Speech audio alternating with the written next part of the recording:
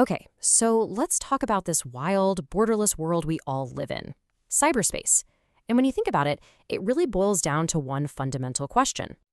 And honestly, this question right here is the central challenge for law enforcement in the 21st century. Why? Because all our old rules, they don't apply anymore. Think about it. The legal systems we've built over hundreds of years are all based on one thing: territory, physical borders. But online, poof, those boundaries just vanish.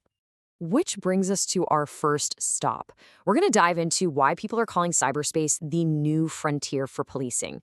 It really is like a vast, new, unregulated territory. And our old maps, they're just not cutting it. And this chart, it just perfectly highlights the disconnect. Early computer crime laws, like the UK's big one from 1990, were so analog. They basically saw computers as just functional boxes, physical things that held material. I mean, these laws were written before most of us even had internet at home. They were completely unprepared for a world where a crime could zip across continents in the blink of an eye. Okay, and this is where that mismatch becomes just glaringly obvious. By 2011, we had 2 billion people online, a huge global community. So how many prosecutions did the UK manage under that old 1990 law that year? 9. Just 9. That's it. It's a number so tiny, it's basically 0. It's just the perfect illustration of how far behind our legal tools had fallen. And that's the core of it, right? Our entire legal system was built for a world with physical borders. And now it's just struggling. It's what people call a jurisdictional nightmare. I mean, really think about this for a second. You've got a hacker in Russia. They attack a server in Germany, but that server is owned by an American company. So whose laws apply? Who gets to investigate? It's a mess. Now, legal experts have tried, they've tried to stretch these old theories to make them fit. You've got all these different approaches: the territoriality theory, where the crime happened; the nationality theory, based on the criminal's passport; the victim's nationality, and so on. But it just doesn't quite work. It's exactly like trying to patrol a whole new continent using a crumpled, old, tattered map.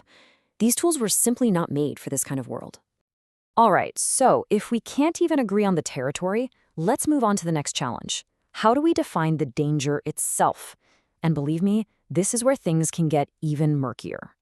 A lot of the language we use around digital threats is just packed with hype and, frankly, a lot of confusion. Take this quote, for example. It's from way back in 1991. "Tomorrow's terrorist may be able to do more damage with a keyboard than with a bomb." That's a powerful, scary image, right? And it totally fueled decades of headlines. It also created a ton of fear and a whole lot of confusion around one very specific term: cyberterrorism.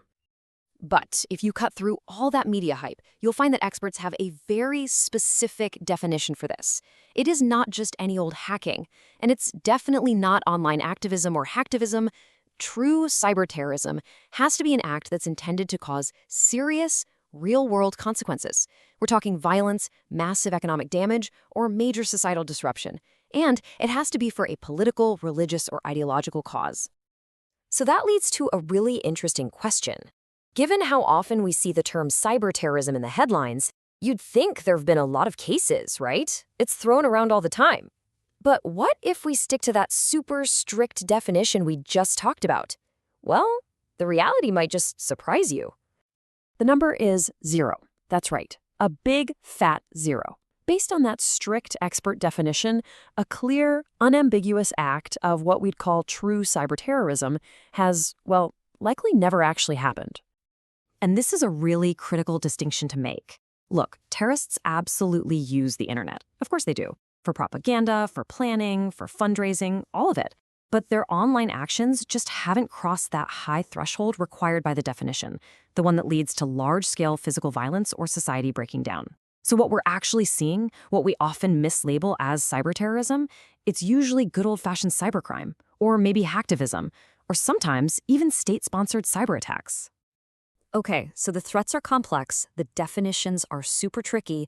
So how on earth do investigators, these cyber sheriffs of the new frontier, actually bring any order to all this chaos? How do you even begin to solve these borderless crimes? Well, they don't just jump in and start clicking around randomly. They use methodical frameworks, like this one. the cyber investigator's staircase model. It sounds complicated, but the idea is simple. It's a system designed to take a whole mountain of digital data and confusing leads and turn it all into a clear, logical path forward for the investigation. What this model does is it makes sure every single decision is based on solid reasoning and analysis.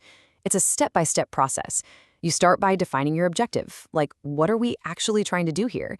Then you collect all the information you can, you look at all your options, you figure out which one makes the most sense, you act on it, and then, and this is key, you look back and evaluate what happened.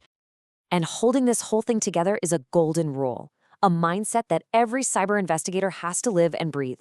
It's called the ABC principle. Assume nothing, believe nothing, challenge and check everything. You have to. In a world of digital smoke and mirrors, you just can't take anything for granted. That professional skepticism isn't just a good idea, it's absolutely essential. Okay, this all brings us to our final section, and honestly, it might be the most important one. Because this digital frontier we've been talking about, it's not static. It's growing, expanding into every single corner of our physical lives, and it's creating all these new vulnerabilities that we're only just starting to wrap our heads around. I mean, just look at the timeline. We went from these huge, isolated mainframe computers in the 70s to PCs on every desk, to smartphones in every pocket, and now the Internet of Things. But here's the crazy part. With every single one of these leaps forward, we keep making these same basic security mistakes over and over again. We want stuff that's easy to use, that's convenient, and security just becomes this afterthought. Think about your car. It's not just a mechanical thing anymore, is it? Modern cars are literally computers on wheels. They have millions of lines of code, and as they get connected to public networks for GPS or emergency calls, guess what? They also become vulnerable to whole new kinds of cybercrime. And it gets way more personal than that. We're talking about your health. Medical devices, things like pacemakers and insulin pumps, they've already been hacked in lab settings. And you can see why. The designers are so focused on making them work well and be easy for doctors and patients to use that they don't always think about the life-threatening risks of connecting them to a wireless network. And folks, this is just the tip of the iceberg. Smart TVs, smart meters, domestic robots, even your smart fridge. All of it is coming online. We are so excited about building the smart cities and connected homes of the future, but we're doing it on a foundation where we're all kind of unconsciously insecure. That's really the heart of the problem. We're grabbing all this incredible new tech without having any idea what's going on under the hood. And it's our own behavior, our constant choice of convenience over security that's creating these massive system-wide risks. The threat isn't just some shadowy hacker out there. In a way, it's us. So it's pretty clear the old ways of policing the physical world just aren't going to cut it. This new frontier needs more than just better laws or fancier tech. It demands a totally new kind of presence. It needs, as this quote puts it, a dedicated force of cyber constables to patrol our new digital communities and keep everyone safe. And that leaves us with one final, pretty big question to think about. As literally everything, our homes, our health, our infrastructure becomes interconnected, who is actually going to step up and take on this role? Who will be the cyber constables of this huge, new, and constantly expanding digital frontier?